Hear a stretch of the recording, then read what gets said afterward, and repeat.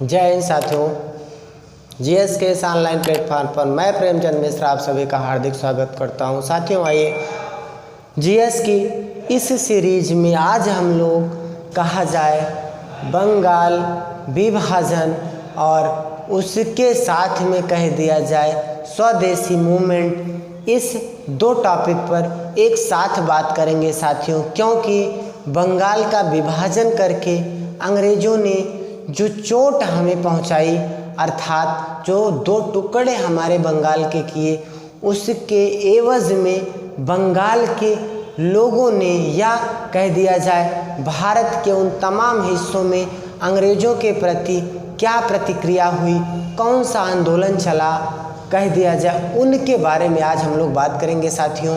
तो सबसे पहले हम लोग बंगाल विभाजन देखेंगे, उसके बाद उसके विपरीत में एक आंदोलन होता है, कह दिया जाए स्वदेशी आंदोलन साथियों, उस पर हम लोग बात करेंगे। तो आइए स्टार्ट करते हैं। सबसे पहले हम लोग बंगाल आंदोलन, कहा जाए बंगाल विभाजन के बारे में पढ़ेंगे साथियों। तो आइए बंगाल विभाजन देखते हैं साथियों। कह दिया जाए वायसराय कौन था, तो करजन। सचिव कौन था, कहा जाए रिजले। और रिजले का साथियों एक कोटेशन है जो आपको ध्यान देना है कि एकीकृत बंगाल एक कहा जाए समस्या है और विभाजित बंगाल उसका समाधान। एकीकृत बंगाल क्या है, समस्या है, और विभाजित बंगाल क्या है, उसका समाधान है। ये कथन किसका है साथियों, रिजले का ये कथन है। इसके बाद हम बात करते हैं बंगाल को दो भागों में बांटा गया, पूर्वी बंगाल और पश्चिमी बंगाल। पूर्वी बंगाल की राजधानी बनाई गई कलकत्ता, जहाँ हिंदू बाहुल्य थे, हिंदू कह दिया जाए प्लस थे, और मुस्लिम क्या हो गए माइनस, अर्थात हिंदू ज़्यादा मुस्लिम कम। और पश्चिमी बंगाल इसकी राजधानी ढाका बनाई गई, यहाँ मुस्लिम ज़्यादा हो गए और यहाँ क्या हो गए साथियों, हिंदू माइनस हो गए। अर्थात लड़ाने का काम कर दिया गया भारत में हिंदुओं और मुसलमानों को। और उसके बाद हम बात करते हैं कुछ तिथियां हमारे लिए साथियों। 20 जुलाई 1905, 7 अगस्त 1905, 1 सितंबर 1905 और 16 अक्टूबर 1905 साथियों। 20 जुलाई को ये घोषणा की जाती है कि हम क्या कर रहे हैं, बंगाल का विभाजन करने जा रहे हैं। और जैसे ही ये बात पता चली, ये घोषणा होती है, तो 7 अगस्त 1905 को कलकत्ता के, कहाँ भाई, कलकत्ता के कह दिया जाए टाउन हाल से, कलकत्ता के टाउन हाल से स्वदेशी आंदोलन स्टार्ट होता है। स्वदेशी आंदोलन क्या होता है साथियों, स्टार्ट होता है। तो स्वदेशी आंदोलन के जो प्रारंभ की तिथि जाएगी वो 7 अगस्त 1905 जाएगी। वापस 1 सितंबर को ये घोषणा की जाती है कि विभाजन 16 अक्टूबर से लागू हो जाएगा। विभाजन 16 अक्टूबर से क्या हो जाएगा, प्रभावी हो जाएगा साथियों। तो इसी 16 अक्टूबर को कह दिया जाए क्या, कौन सा दिवस मनाया जाता है, राखी दिवस। 16 अक्टूबर को बंगाल में कह दिया जाए शोक दिवस और राखी दिवस के रूप में मनाया गया 16 अक्टूबर को। और एक पत्रकार कहा जाए, नाम उसका WH नेविन्सन, एक अंग्रेजी पत्रकार WH नेविन्सन उस समय मौजूद था जिसने इसके बारे में चर्चा किया है। तो साथियों ये कुछ बंगाल विभाजन से रिलेटेड तिथियां हैं साथियों।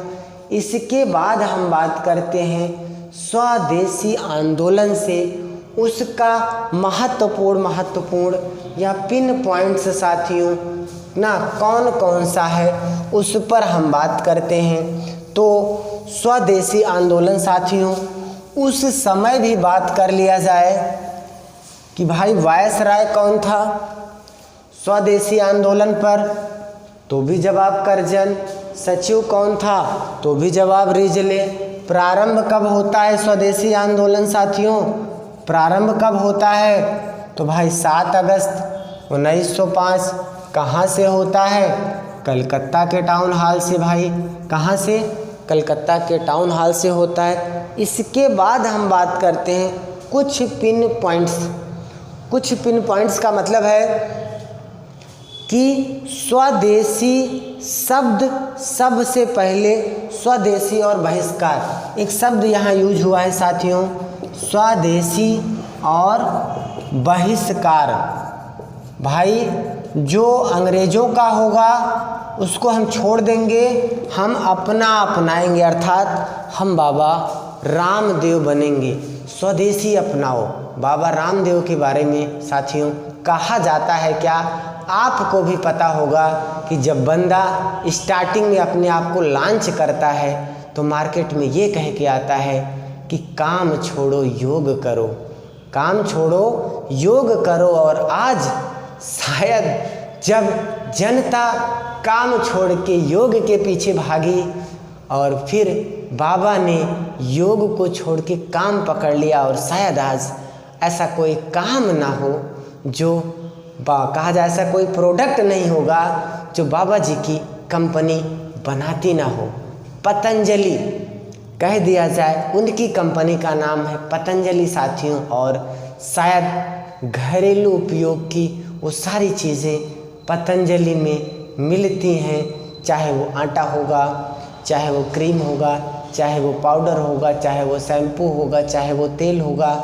इस तरह से साथियों कहा जाए स्वदेशी शब्द का यहाँ भी इस्तेमाल किया जाता है, अपने देश का अपनाओ, और कहीं ना कहीं इसी का कॉपी है आत्मनिर्भर भारत। इसी का कॉपी क्या है, आत्मनिर्भर भारत, जो हमारे प्रधानमंत्री मोदी जी का नारा है कि भारत को आत्मनिर्भर बनना चाहिए। और 2020 में कहा जाए ये शब्द हिंदी का टॉप शब्द रहा है।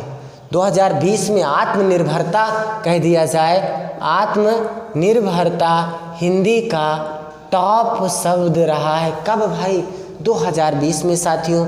तो स्वदेशी और बहिष्कार शब्द को फर्स्ट टाइम किसने दिया था, तो एक नाम आएगा, संजीवनी करके एक पत्रिका आती थी, संजीवनी पत्रिका में कृष्ण कुमार ने, किसने दिया है, कृष्ण कुमार ने सबसे पहले स्वदेशी और बहिष्कार शब्द का इस्तेमाल किया था।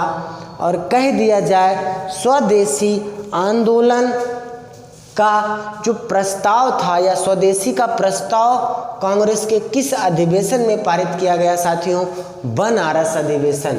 कह दिया जाए 1905 में बनारस अधिवेशन में गोखले जिसके अध्यक्ष होते हैं, यहाँ स्वदेशी प्रस्ताव पारित किया जाता है। यहाँ पर साथियों स्वदेशी प्रस्ताव पारित किया जाता है।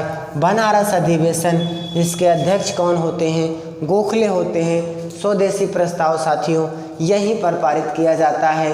और स्वदेशी आंदोलन के कुछ समर्थक नेता कह दिया जाए, पहला नेता कह दिया जाए जो है बिपिन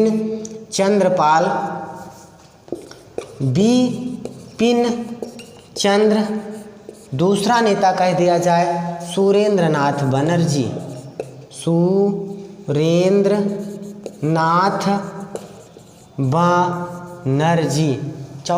तीसरा नेता कह दिया जाए कृष्ण कुमार।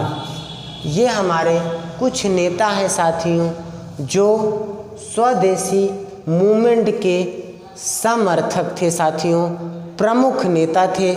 इस तरह से ये हमारा कुछ पिन पॉइंट्स है साथियों स्वदेशी और बंगाल विभाजन से साथियों वीडियो आपको कैसा लगा ज़्यादा से ज़्यादा लाइक करिए, शेयर करिए और कमेंट बॉक्स में हमें लिखिए। साथियों अगर कहीं पर कुछ त्रुटियां हैं, गलतियां हैं तो आप अपना सुझाव हमें कमेंट बॉक्स में दीजिए। मैं अपने अगले वीडियो में उससे बेटर करने की कोशिश करूंगा।